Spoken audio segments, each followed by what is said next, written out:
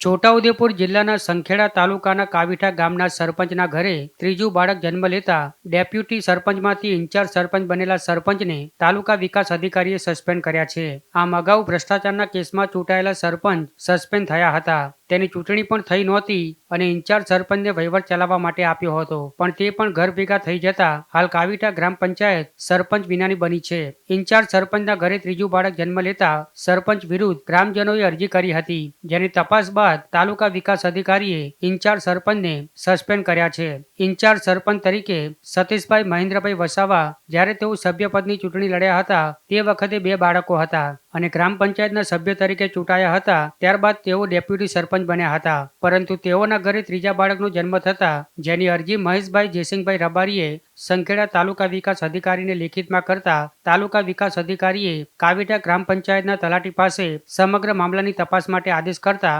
તલાટીએ સમગ્ર મામલાની તપાસ કરીને બહાદુરપુર ખાતે પ્રાથમિક આરોગ્ય કેન્દ્રમાં સરપંચના ઘરે ત્રીજા બાળકનો જન્મ થતા ગુજરાત પંચાયત અધિનિયમની કલમ 30(m) મુજબ 2 બાળકોથી વધારે બાળકો હોય તે સભ્ય પદ ઉપર રહી શકે નહીં અને તેઓને ગેરલાયક ઠેરવવા માટેનો નિયમ છે, જેને લઈને સંખેડા તાલુકા વિકાસ અધિકારીએ ઇન્ચાર્જ સરપંચ સતીશભાઈ મહેન્દ્રભાઈ વસાવાને સસ્પેન્ડ કર્યા છે. આમ કાવીઠા ગ્રામ પંચાયતમાં સરપંચ સસ્પેન્ડ થયા બાદ ઉપસરપંચ કારોબાર સંભાળતા હતા અને હવે ઉપસરપંચ પણ સસ્પેન્ડ થતા ગામ સરપંચ વિનાનું બનતા ગામમાં પીવાના પાણીની બંને મોટરો બળી જતા પીવાના પાણીની પણ સમસ્યા સર્જાતા હાલ ગામના લોકો કૂવામાંથી પાણી લાવવા મજબૂર બન્યા છે.